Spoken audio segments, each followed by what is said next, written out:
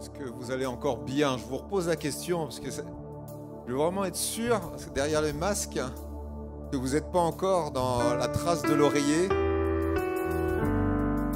et que ce matin, on va pouvoir vous entendre. Amen. Alors ce que vous allez faire simplement, c'est vous lever. Et si vous n'avez pas dit bonjour avec votre voisin, votre voisine, celui de derrière, vous vous déplacez de 2-3 rangs s'il le faut, vous checkez et vous vous dites bonjour et vous vous bénissez ce matin. Amen. On est là pour se bénir, pour se faire du bien. On n'est pas seul, on est ensemble. Est-ce qu'on est d'accord avec ça? On est ensemble, la famille de Dieu. Et ce matin, on va bénir, on va louer. Que son nom soit glorifié. On va commencer par ce chant. On va se lever ensemble. Notre Dieu est le lion de Juda.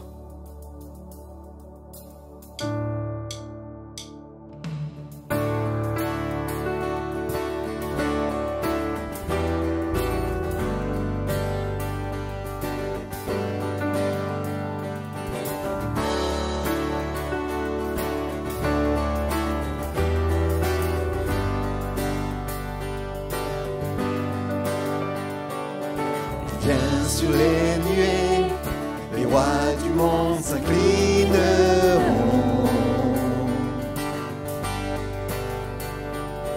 Les chaînes seront brisées quand l'éclat déclare sa louange. Qui peut arrêter notre Dieu? Notre Dieu est le lion de Juda. Il rugit puissamment et il combat pour nous. Tout genou fléchit devant lui. Notre Dieu est l'agneau sacrifié pour les péchés du monde. Son sang brise les chaînes. Tout genou fléchit devant le lion et l'agneau. Tout genou fléchit devant lui. Hey!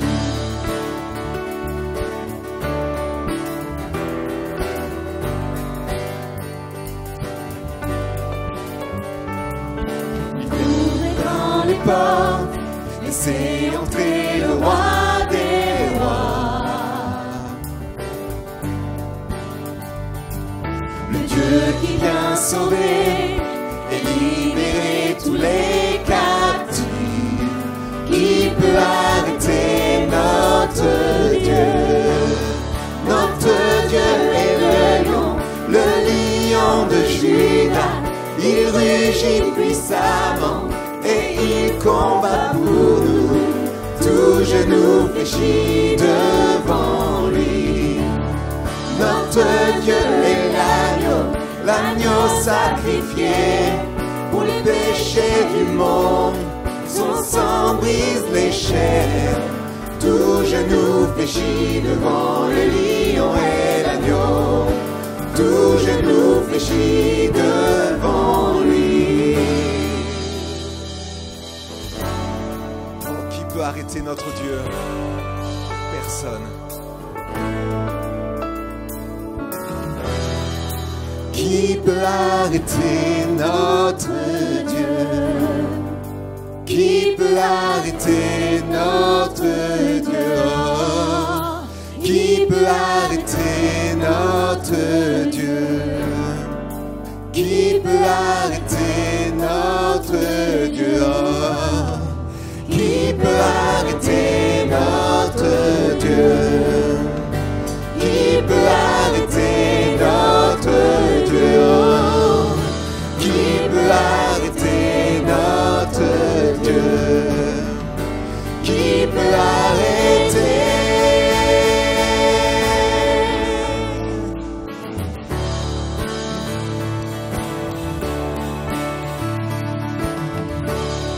Notre Dieu est le lion de Juda. Il rugit puissamment et il combat pour nous. Tout genou fléchit devant lui. Notre Dieu est l'agneau sacrifié pour les péchés du monde. Son sang brise les chaînes. Tout genou fléchit devant le lion et l'agneau. Tout genou fléchit devant lui. Tout genou fléchit devant lui.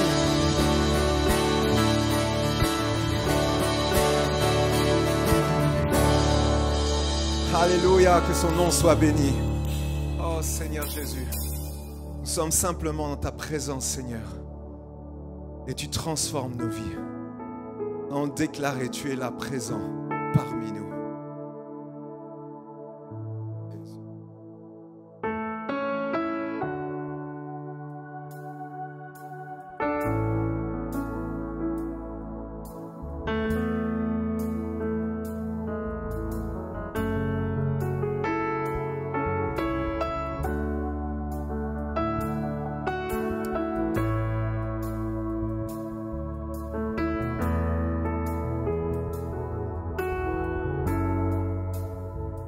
Tu es là, présent parmi nous. Je t'adore, je t'adore. Tu es là, agissant parmi nous. Je t'adore, je t'adore. Tu es là, tu es là, Présent parmi nous. je t'adore, Je t'adore. Je t'adore. Tu es là, agissant parmi nous. Je t'adore. Je t'adore. car tu traces Trace un chemin au Père des miracles. Tu tiens tes promesses, lumière dans les ténèbres. Mon Dieu, c'est ce que tu es. Tu traces un chemin au Père des miracles. Tu tiens tes promesses, lumière dans les ténèbres. Mon Dieu, c'est ce que tu es. Tu es là, Transformant nos vies. Je t'adore. pour mon cœur, Je t'adore. Tu es là, guérissant les cœurs brisés. Je t'adore. Je t'adore. tu es là, Tu es là, transformant nos vies. je t'attends Jésus, Je t'adore. je t'adore, je t'adore, tu es là, Tu es là, tu restaures les cœurs brisés. je t'adore, Je t'adore. Je t'adore.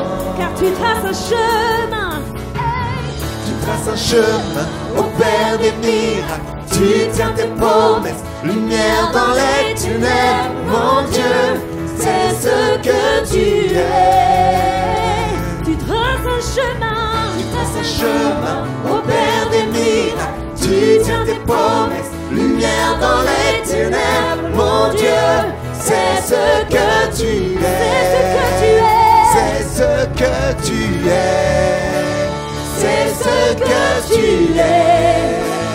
C'est ce que tu es. C'est ce que tu es. C'est ce que tu es. C'est ce que tu es.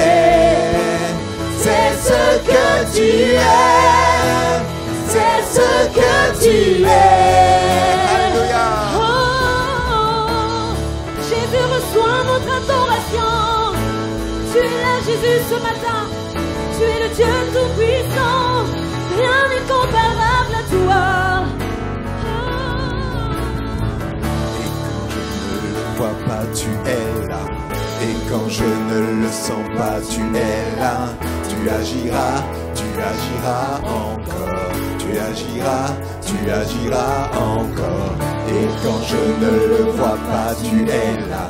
Et quand je ne le sens pas, tu es là. Tu agiras, tu agiras encore, tu agiras, tu agiras encore. Et quand je ne le vois pas, tu es là. Et quand je ne le sens pas, tu es là. Tu agiras, tu agiras encore, tu agiras, tu agiras encore. Et quand je ne le vois pas, tu es là. Et quand je ne le sens pas, tu es là. Tu agiras, tu agiras encore, tu agiras, tu agiras encore. Tu es là, je crois en toi Jésus.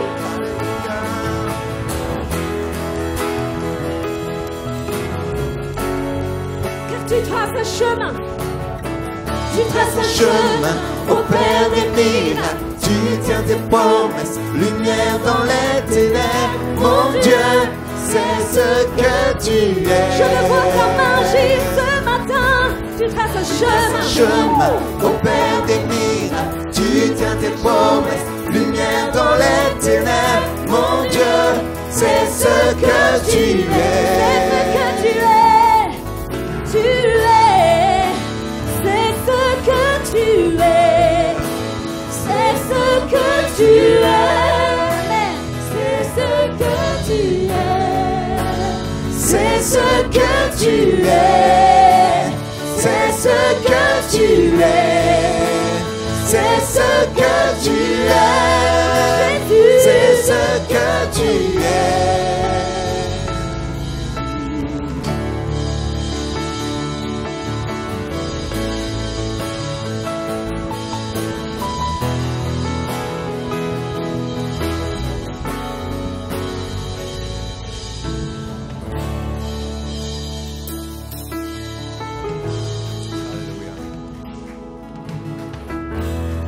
Si Seigneur, ta présence. Déclare ensemble, tu es là.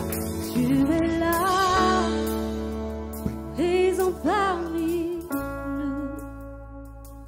Je t'adore. Je t'adore. Adore ton Dieu ce matin. Tu es Ouvre là. ton cœur. Agissons parmi nous. Ouvre grand les portes de ton cœur ce matin, au roi des rois. Je t'adore. Je t'adore. Encore, tu es là. Tu es là, Roi de tout. présent parmi nous. Tu opères des miracles. Je t'adore, je t'adore. Tu es là dans les Tu situations. es là, agissant parmi nous. Je t'adore, je t'adore. Alléluia.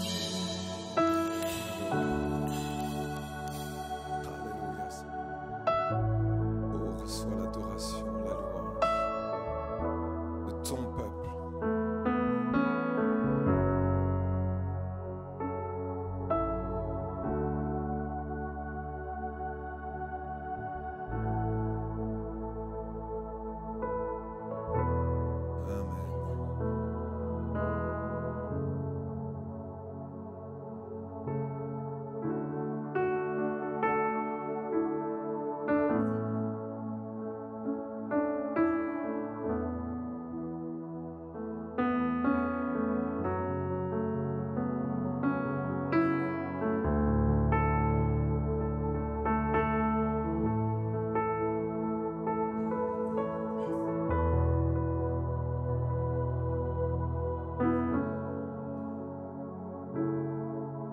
Nous allons passer ce temps de Sainte Seine. Nos frères vont s'approcher dès maintenant.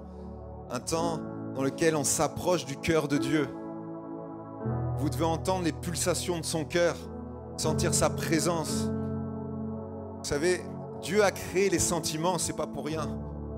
On a besoin aussi de sentir, on a besoin de vivre, on a besoin de vibrer, on a besoin de pleurer, on a besoin de se réjouir. Et on va lire ce texte qui nous parle de cet amour si grand. Que toute votre vie soit dirigée par l'amour, comme cela a été le cas pour le Christ. Il nous a aimés et a livré lui-même sa vie à Dieu pour nous comme une offrande et un sacrifice dont le parfum plaît à Dieu. Waouh. Waouh. Je ne sais pas si vous savez ce que vous venez de lire, mais c'est puissant. C'est puissant. Pourquoi? Parce qu'il nous parle que notre vie soit dirigée par l'amour. Mais il met la barre très haut. Juste après, il nous montre l'exemple. Comme ça a été le cas pour Christ.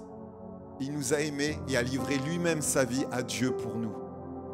Est-ce que je suis capable d'aimer mon voisin, d'aimer mon collègue de travail, d'aimer mon frère, ma sœur, de la même manière que Christ est venu jusque sur la croix? Alors que croyez-moi, quand vous lisez la parole de Dieu, ça ne lui plaisait pas d'aller sur la croix. Mais il savait l'importance. Il savait l'importance de monter à la croix.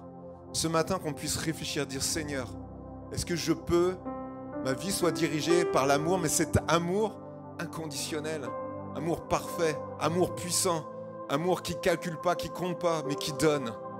Qu'on puisse dire ce matin, Seigneur, apprends-moi. Apprends-moi à aimer comme tu m'as aimé. J'ai besoin. Et je crois que ce verset, on peut se l'appliquer tous les jours. Et je ne sais pas si au bout de 20 ans, 30 ans de conversion, on arriverait simplement à faire un tout petit peu de ce qu'il nous demande, d'aimer comme lui a aimé. Amen. Nous allons chanter ce chant qui déclare que le nom de Jésus, plus haut que tous les noms, il n'y a rien qui doit vous faire peur dans cette vie. Rien, parce qu'il y a le plus beau nom. Jésus a vaincu à la croix. Que ton nom est majestueux.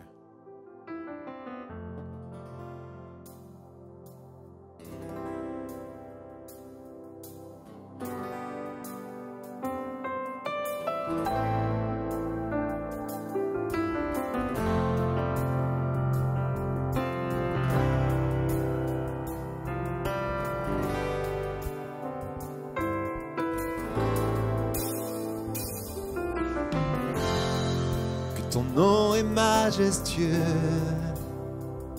Seigneur, sur toute la terre. Ton nom est fort et puissant, ton nom est glorieux et grand. En lui nous sommes sauvés. Le nom de Jésus, plus haut que tous les noms. Roi des rois, aucun nom n'est comme le sien. Le nom de Jésus, plus haut que tous les noms. Alpha, Oméga, aucun nom n'est comme le sien.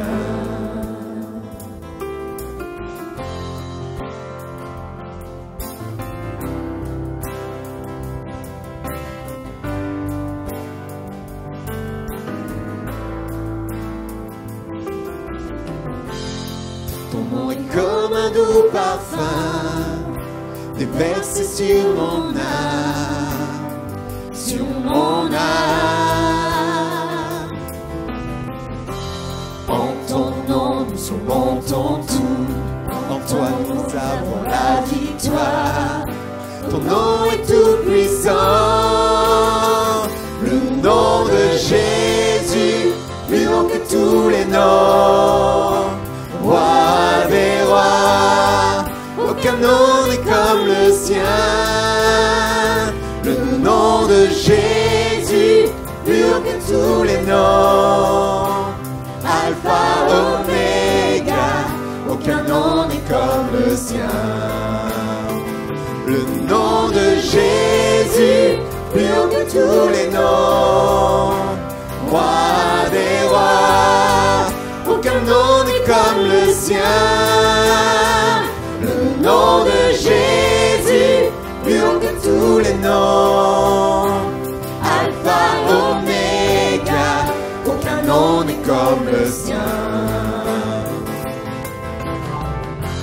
Aucun autre Dieu n'a vaincu la mort que Jésus-Christ de ressuscité. Nous l'élevons plus haut. En son nom, tout genou fléchit. En son nom, tout homme est sauvé. Nous invoquons son nom. plus haut que tous les noms. Roi des rois, aucun nom n'est comme le sien. Le nom de Jésus, plus haut que tous les noms. Alpha, Oméga, aucun nom n'est comme le sien. Aucun autre Dieu n'a vaincu la mort que Jésus-Christ de ressuscité. Nous l'élevons plus haut. En son nom tout genou fléchit, en son nom tout homme est sauvé. Nous invoquons son nom. Jésus, Jésus, Jésus, oh Jésus, Jésus, Jésus, Jésus, oh Jésus, ensemble, Jésus, Jésus, Jésus, oh Jésus, Jésus, Jésus, Jésus, oh Jésus, Jésus, Jésus, Jésus, oh Jésus, Jésus, Jésus, Jésus, oh Jésus, le nom de Jésus, plus haut que tous les noms. Roi des rois, aucun nom n'est comme le sien. Le nom de Jésus, plus haut que tous les noms. Alpha, Oméga, aucun nom n'est comme le sien. Le nom de Jésus, plus haut que tous les noms. Roi des rois, aucun nom n'est comme le sien. Le nom de Jésus, plus haut que tous les noms. Alpha, Oméga, aucun nom n'est comme le sien. Alléluia, aucun nom n'est comme le sien. Est-ce qu'on peut l'acclamer ce matin? Alléluia. Oh Seigneur Jésus, je déclare mon amour, ma flamme pour toi ce matin. Tu es Alpha et Oméga. Seigneur, tu règnes en moi, tu vis en moi, Seigneur, ton amour, ta passion, Seigneur Jésus. Tu me rends passionné, Seigneur. Nous t'adorons, Jésus. Alléluia. Oh Jésus. Alléluia. Oh Jésus. Oh Seigneur Jésus. C'est temps, Seigneur, dans lequel, Seigneur, nous rentrons, Seigneur. Tu nous donnes la victoire. Nous rentrons dans la victoire, Seigneur Jésus. Et nous voulons déclarer, Seigneur Jésus, tout ce que tu es. Alléluia, Jésus. Déclarer ensemble, Amen. Merci, Seigneur. Alléluia. Amen. Nous allons passer dans un temps béni maintenant. Vous savez, un nouveau temps béni, c'est quoi? Un temps béni, c'est aussi le moment de l'offrande. Un temps où on peut donner notre cœur. Mais plus que cela, on va lire simplement ce texte qui nous parle aussi d'amour et différent. Lorsque l'on donne de bon cœur, Dieu accepte ce don en tenant compte de ce que l'on a et non de ce que l'on n'a pas. Et ce début de verset, Dieu aime lorsque l'on donne de bon cœur. Dieu accepte ce don. Alors, n'hésitez pas à donner, mais de bon cœur. Donnez de bon cœur. Et encore, Dieu te demande ce que tu as. Dieu te demande ce que tu as et non pas ce que tu n'as pas. Dieu ne te mettra jamais un joug au-delà. Il ne demandera pas de vendre ta maison, de vendre ta voiture pour donner l'offrande. Il sait que tu en as besoin. Il sait que tu en as besoin pour vivre selon ton cœur. Il y a une conception d'amour. C'est bientôt les fêtes de Noël. Qu'est-ce que vous allez donner à votre mari, à votre épouse, à vos enfants? Est-ce que vous allez dire, vous allez acheter des Kinder et puis joyeux Noël? Ou est-ce que vous allez dire, je vais mettre plus? Je veux bénir. Parce que j'aime mon mari, j'aime ma femme, j'aime mes enfants. Amen. Amen. On pourrait demander à chacun qu'est-ce que vous allez offrir. On serait surpris des fois des cadeaux. Waouh, waouh, super. Tu aimes ton entourage, ta famille. Est-ce que nous aimons Dieu? Dire Seigneur, je te donne. Seigneur, je te donne moi. Ce que tu m'as donné, je te le redonne. Amen.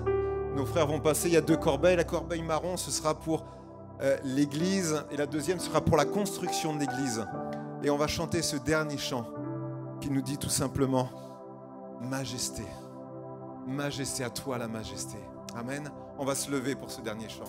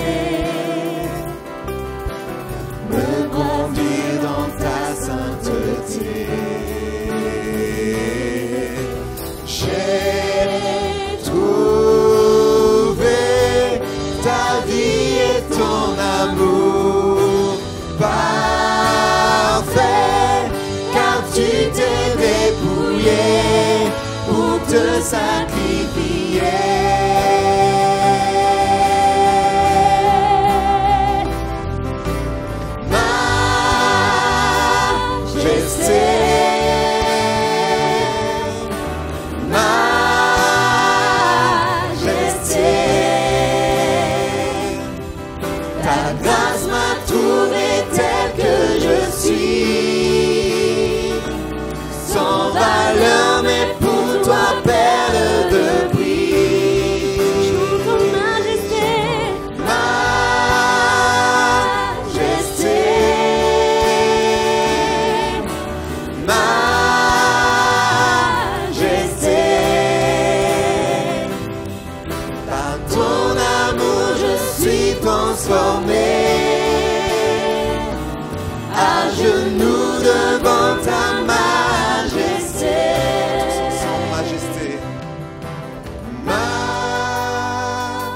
majesté. Adore. Majesté. Déclare-le. Ta grâce m'a trouvé tel que je suis, sans valeur, mais pour toi, perle de prix.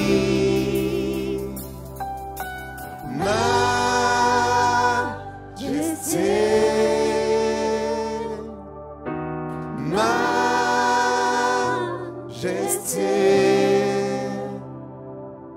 par ton amour je suis transformé, à genoux devant ta majesté. Alléluia.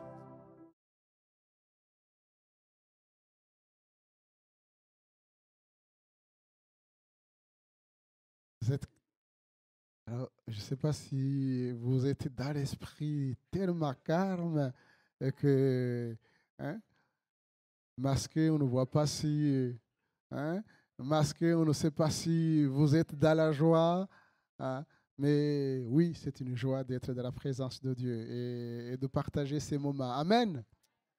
Dieu est bon.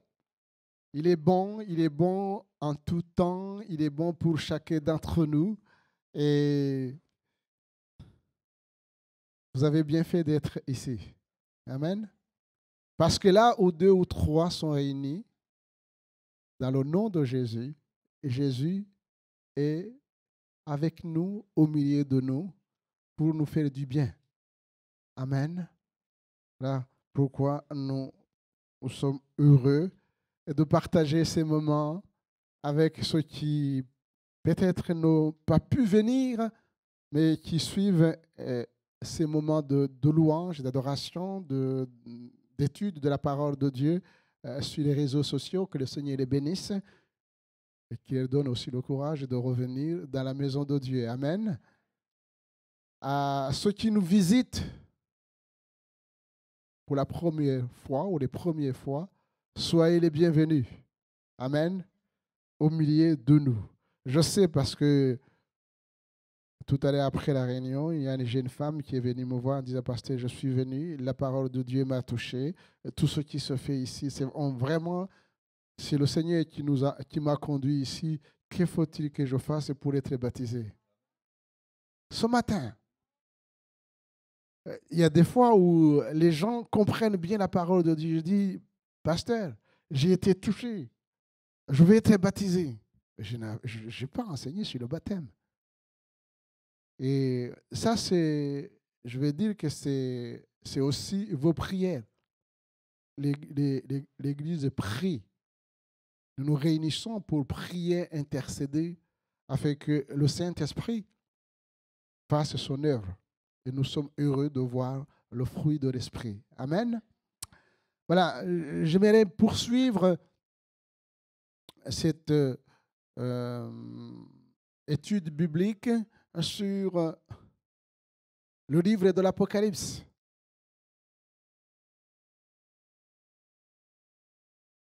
Et comprendre ce que Jésus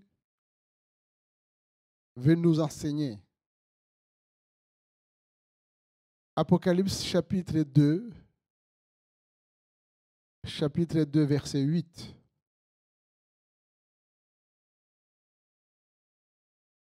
Rappelons-nous que c'est l'apôtre Jean qui est forcé, exilé dans l'île de Patmos à cause de la parole de Dieu, de l'obéissance à la parole de Christ. Et on ne voit pas ce vieillard déprimé à cause de cette persécution, mais le Seigneur le visite pour l'encourager, mais encourager les 7 églises de l'Asie.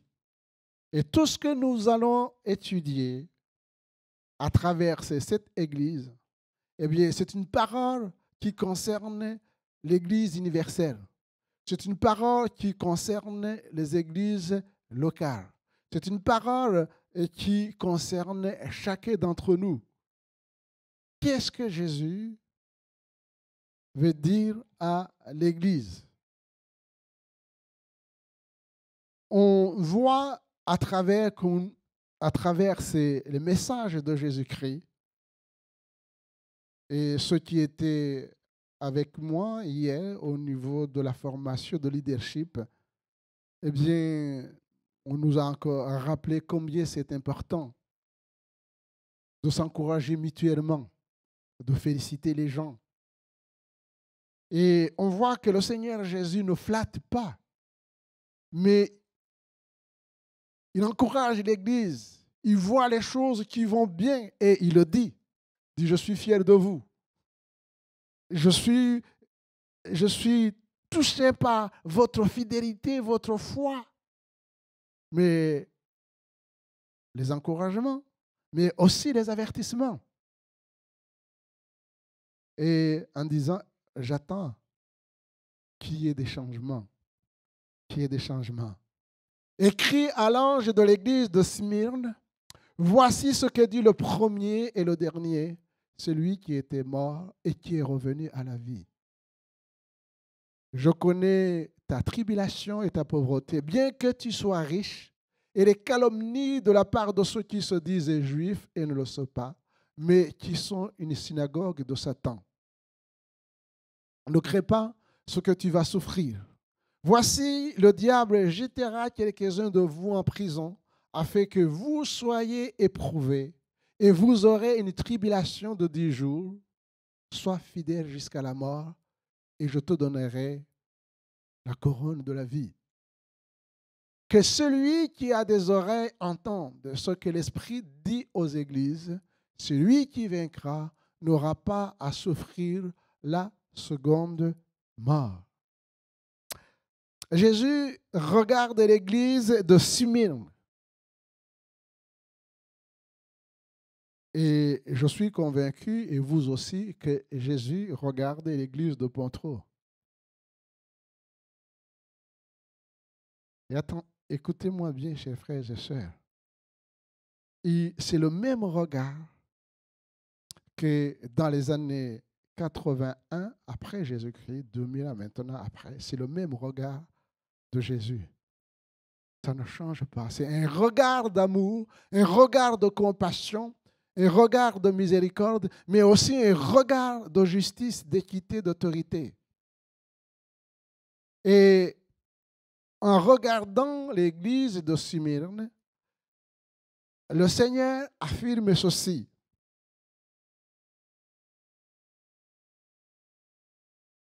J'étais mort et je suis revenu à la vie.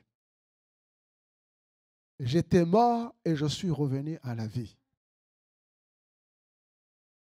C'est un message important pour l'Église d'aujourd'hui, de confesser la mort de Jésus à la croix du Calvaire. C'est la base même de l'Église. Christ est mort, chers frères et sœurs. Il est mort pour chacun d'entre nous. Et à la croix du Calvaire, Christ a vaincu le péché. Cela veut dire que normalement, chers frères et sœurs, le péché n'aura aucun pouvoir sur nous, puisque Christ a vaincu le péché.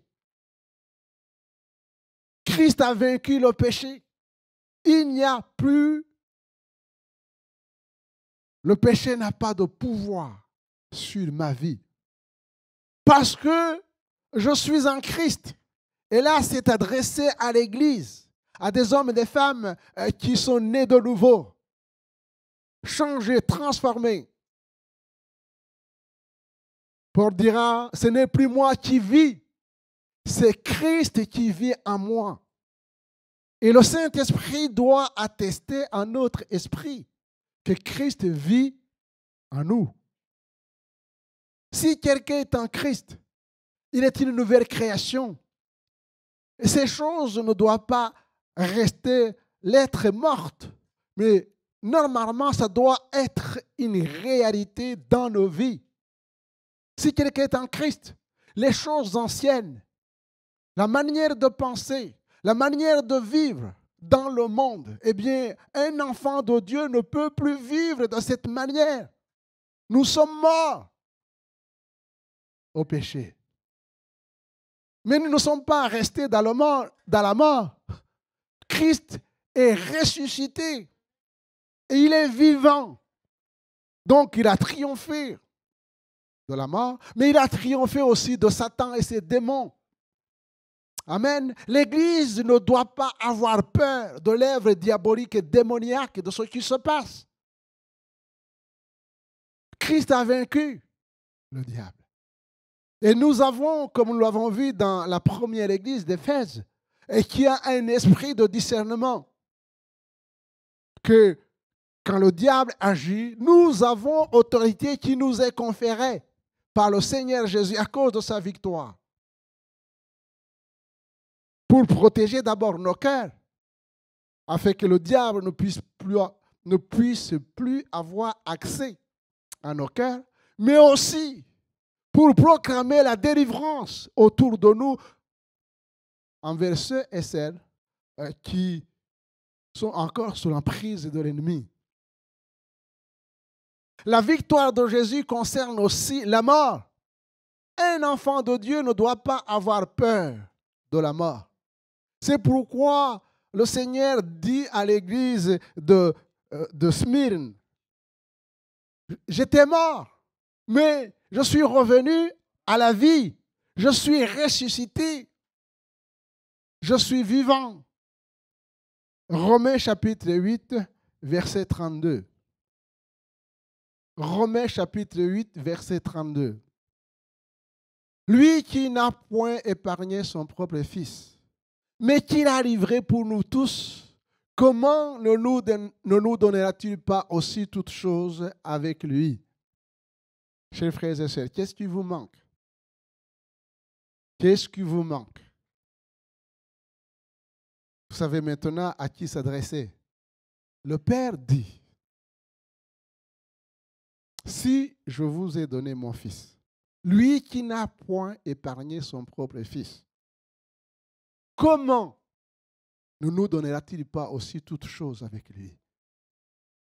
Autrement dit, chers frères et sœurs, nous avons tout en Jésus-Christ. Il faut simplement nous approcher de lui afin que nous soyons comblés dans nos vies. Suivant. Qui accusera les élus de Dieu? C'est Dieu qui justifie. Qui les condamnera? Voici Paul qui affirme ce que l'apôtre Paul vient de voir, plutôt l'apôtre Jean. Christ est mort, bien plus, il est ressuscité. Il est à la droite de Dieu et il intercède pour nous. Qui nous séparera de l'amour de Christ? Serait-ce la tribulation ou l'angoisse ou la persécution ou la faim ou la nudité ou le péril ou l'épée? Selon qu'il est écrit, c'est à cause de toi qu'on nous met à mort tout le jour, qu'on nous regarde comme des brebis destinées à la boucherie. Mais dans toutes ces choses, nous sommes plus que vainqueurs.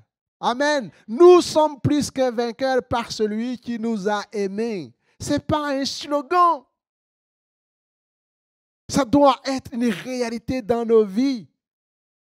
Parce que Christ vit en nous.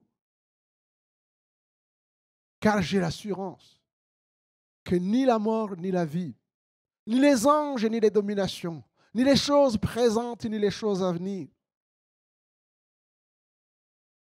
ni les puissances, ni la hauteur, ni la profondeur, ni aucune autre créature ne pourra nous séparer de l'amour de Dieu manifesté en Jésus-Christ notre Seigneur. J'étais mort, je suis revenu à la vie, je règne.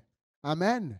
Je règne. Rien ne peut nous séparer. Et voyez-vous, chers frères et sœurs, quand il arrive que dans notre vie, nous soyons troublés, éprouvés, persécutés, nous savons que nous pouvons toujours trouver réconfort en Christ, protection en Christ, puisque nous sommes ses enfants.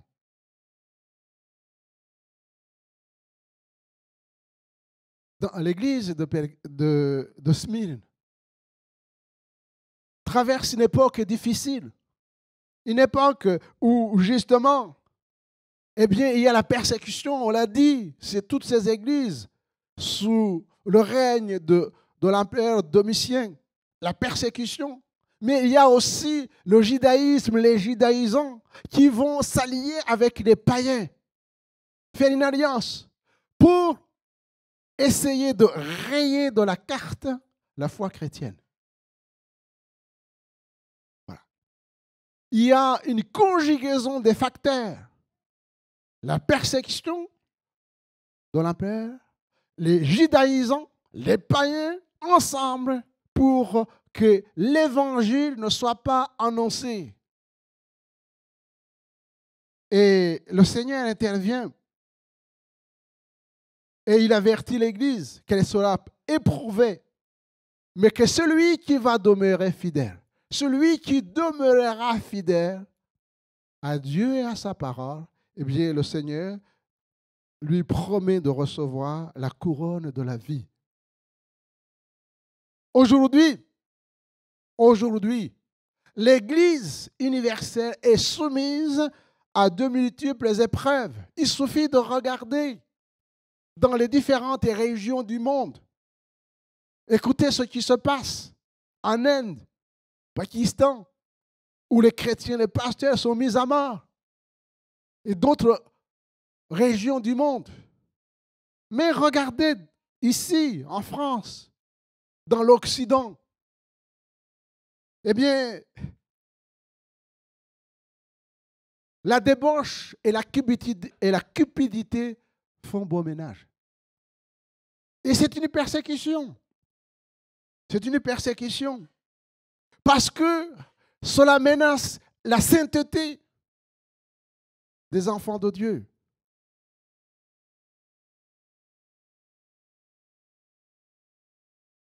Pierre nous dit ceci. 1 Pierre chapitre 1er verset 14. Comme des enfants obéissants. Amen. Comme des enfants obéissants. Obéissants à qui? À quoi? Obéissants à Dieu et à sa parole. Comme des enfants obéissants. Ne vous conformez pas aux convoitises que vous aviez autrefois. Si quelqu'un est en Christ, il est une nouvelle création. Ne vous conformez pas aux convoitises que vous aviez autrefois quand vous étiez dans l'ignorance. Vous ne connaissiez pas à l'époque la parole de Dieu, le Dieu vivant et vrai, le Dieu d'amour. Mais maintenant, vous le connaissez. Non seulement vous le connaissez, mais vous lui appartenez. Vous ne pouvez plus vivre comme dans le passé. Mais puisque celui qui vous a appelé est saint, amen, vous aussi soyez saints dans toute votre conduite, selon qu'il est écrit, vous serez saints car je suis saint. Et vous pouvez me demander, pasteur, mais comment je peux devenir saint?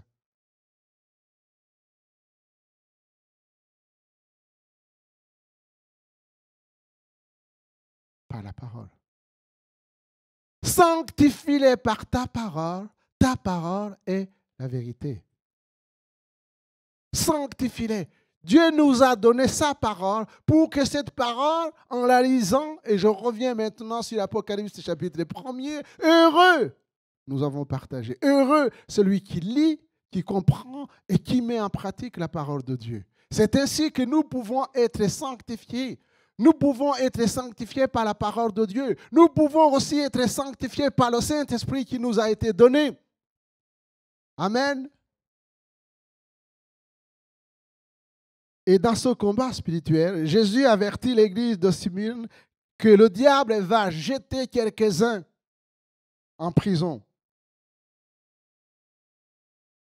Il va jeter quelques-uns en prison. Mais ça a été comme ça depuis la naissance de l'Église et ça ne va pas changer. Mais voici ce que Pierre nous dit, lui qui a été jeté en prison et qui a été au bénéfice de la grâce de Dieu. l'ange de l'Éternel l'a sorti de la prison. Il dira dans 2 Pierre chapitre 2 verset 9, le Seigneur s'est délivré de l'épreuve les hommes pieux. Le Seigneur s'est délivré de l'épreuve les hommes pieux. Et la piété nous vient en mettant en pratique la parole de Dieu. Et réserve les injustes pour être punis au jour du jugement. S'il est vrai que nous sommes dans la dispensation de la grâce, cela ne veut pas dire qu'il n'y aura pas de jugement. Le jugement viendra. Mais nous ne sommes pas ceux qui sont sous la coupe du jugement parce que la parole de Dieu est en nous. Le Seigneur s'adresse maintenant à l'église de Pergame. Et le message adressé à cette église est différent de celui qui a été adressé à Smyrne. À Pergame, nous lisons ceci. Apocalypse 2, chapitre 12. Voici ce que dit l'ange de l'Éternel. Écrit à l'ange de l'église de Pergame, voici ce que dit celui qui a l'épée aiguë à 2 tranchants. D'abord, le Seigneur se présente à Smyrne comme celui qui était mort et qui maintenant est revenu à la vie. Et à Pergame, parce que Dieu regarde, nous sommes tous différents, les églises sont différentes, les chrétiens sont différents, vos combats ne sont pas mes combats, même si nous avons d'une manière générale, nous devons combattre la chair, le diable et tout ce que nous connaissons. Mais Dieu nous regarde et il dit à Pergame, écrit à l'ange de l'église de Pergame, voici ce que dit celui qui a l'épée aiguë à 2 tranchants. C'est quoi l'épée aiguë à 2 tranchants? La réponse, Hébreux chapitre 4, verset 12. Car la parole de Dieu est vivante et efficace, plus tranchante qu'une épée quelconque à 2 tranchants, pénétrante jusqu'à partager âme et esprit, jointure et moelle, et les juge les sentiments et les pensées du cœur. Nulle créature n'est cachée devant lui, mais tout est à nu et à découvert aux yeux de celui à qui nous devons rendre compte. La parole de Dieu. Elle juge les sentiments. Elle connaît ce qui se passe au fond du cœur. Même le diable ne connaît pas ce qui se passe au fond de notre cœur. Mais Dieu lui connaît. Et sa parole est là pour justement nous éclairer si nous sommes sur la bonne voie ou pas. C'est la parole de Dieu qui peut nous aider à comprendre le sens de nos pensées, de nos émotions à la lumière de la parole de Dieu. Jésus regarde l'Église et juge les actions à la lumière de sa parole, les saintes Écritures. Je rappelle, chers frères et sœurs, que la Bible nous dit que la parole de Dieu, c'est une lampe à nos pieds, une lumière sur notre sentier. Si la parole de Dieu est une lampe et une lumière, comment pouvons-nous marcher dans les ténèbres? La parole de Dieu nous questionne, chers frères et sœurs. Les saintes Écritures sont pures. Amen. Et le Seigneur honore ceux qui ont un cœur pur. Elles sont éprouvées, vraies, parfaites, précieuses, vivantes, efficaces. Elles seront écrites, nous dit l'apôtre Paul aux Romains, pour notre instruction. Elles sont écrites pour notre instruction. Conçues pour régénérer, donner la vie, restaurer l'âme, rendre sage l'ignorant. Vous vous rendez compte? Rendre sage l'ignorant. Produire la foi, produire l'obéissance, purifier le cœur, purifier les voies, garder l'Église en dehors des voies de destruction, soutenir la vie, affermir la foi, avertir, réconforter et réjouir le cœur. Réjouissez-vous dans le Seigneur. Je le répète, réjouissez-vous. Jésus approuve la foi de l'église de Pergame confrontée à la persécution. Il connaît les puissances diaboliques qui sévissent dans cette ville. Notez bien que Pergame, c'est marqué, c'est le centre où habite Satan. Satan a sa demeure à Pergame. Mais tout en mettant en évidence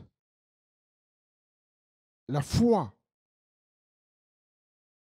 des frères et sœurs de Pergame, la fidélité, le Seigneur dit, j'ai un reproche, et particulièrement aux responsables de l'église de Pergame, c'est que vous laissez au milieu de vous des hommes, particulièrement, qui se sont donnés à la doctrine de Balaam et à la doctrine des Nicolaïtes, et bien entraîner quelques membres de l'Église dans ces voies.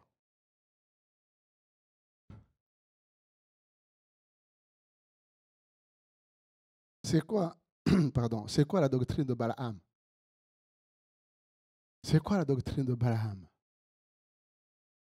Lisez Nombre chapitre 22, 23, 24, 25. Balaam, eh bien, c'est un prophète cupide. Un prophète cupide. C'est-à-dire un prophète qui aime l'argent. Qui aime l'argent. Qui aime les honneurs. Il reçoit les messagers du roi Balak pour maudire le peuple de Dieu. Et pendant que ces messagers se trouvaient dans la maison de Balaam, l'ange de l'Éternel vient et lui pose la question, qui sont ces gens-là? Cela nous pousse à examiner les gens avec qui nous fréquentons. Qui sont ces gens-là? Qu'est-ce qu'ils sont venus faire chez toi? Ils sont venus envoyés par Balaam pour que je puisse aller maudire Israël. Et le Seigneur lui dit, tu n'iras pas. Tu n'iras pas maudire ce peuple parce que c'est un peuple béni.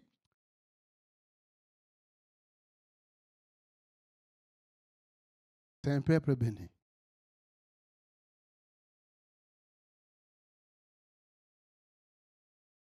Les Nicolaïtes, je reviendrai sur Balaam. C'est exactement la même chose que Balaam. Les Nicolaïtes, si vous lisez dans les Actes des Apôtres, il y a un certain Nicolas, qui était un diacre, rempli du Saint-Esprit comme Étienne, mais et finalement, qui s'est éloigné de Dieu et qui a engendré une doctrine appelée doctrine des Nicolaïtes, sensuelle. Eh bien, les Nicolaïtes se livraient à l'immoralité, prenaient un enseignement erroné et ils pervertissaient le sens de la grâce, c'est ça. Ils pervertissaient le sens de la grâce et remplaçaient la liberté des enfants de Dieu par la licence. Ces choses ne doivent pas être nommées au milieu de nous, en nous. Le péché de Balaam. Le péché de Balaam. Dieu dit à Balaam, tu n'iras pas avec eux. Tu ne maudiras point ce peuple quand il est béni. Chers frères et sœurs, est-ce que le message de Dieu n'est pas clair?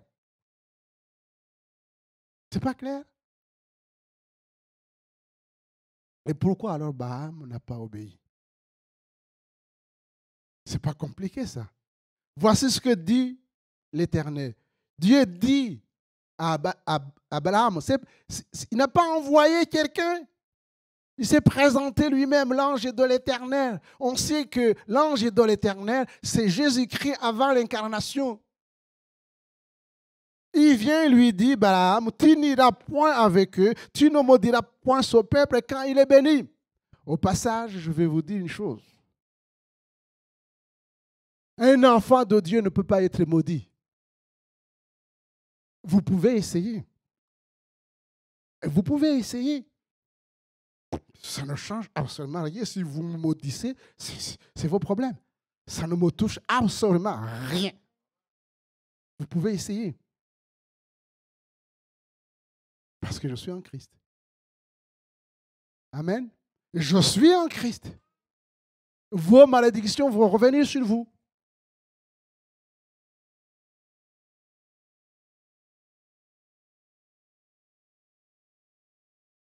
Je vous avais dit une fois, je pense ici, quand je faisais mes études à Lomé, j'étais confronté à des personnes, des vaudous. C'était des étudiants, on prêchait dans la rue. Et les vaudous, ils sont venus, ils m'ont dit, on va vous transformer en chien. Mais c'était, ça rigole pas. Hein. Vous rigolez, mais on était une équipe. Et je sors, je lui dis, essayez. Allez-y. Vous avez l'autorité de me transformer en chien. Allez, faites-le maintenant. Et le gars, Rocky, il me dit, mais d'où viens-tu? Il regardait ma tête, il voyait peut-être que je ne suis pas togolais. Et il pensait que chez nous, dans un autre pays aussi, on avait des puissances aussi importantes que les leurs. Je dis, vous avez la puissance de transformer en chien, les gens en chiens, mais moi, j'ai l'Esprit de Dieu qui transforme les gens en enfants de Dieu. Mais ils sont partis. Ils sont partis. Vous ne pouvez pas trembler parce qu'il y a des gens qui se sont investis des puissances diaboliques alors que nous, on est investis par la puissance de Dieu. L'Esprit de Dieu est là pour chasser les esprits maléfiques. Amen. Nous sommes plus que vainqueurs en Jésus-Christ, chers frères et sœurs. Nous sommes plus que vainqueurs en Jésus-Christ. Et donc, Balaam est contrarié par la parole de Dieu. Est-ce que la parole de Dieu vous contrarie? Au lieu de se réjouir, il ne se réjouit pas. Le deuxième péché de Balaam, je termine. Balaam pensait qu'il pouvait forcer la main de Dieu. Il revient pour la deuxième fois demander à Dieu s'il pouvait lui permettre d'aller vers Balak. Alors que Dieu avait dit non. On voit souvent des chrétiens qui insistent par la prière, alors que la parole de Dieu a dit non, en espérant peut-être que Dieu va changer. Ah Seigneur, j'aimerais bien épouser ce garçon. Le Seigneur te dit non.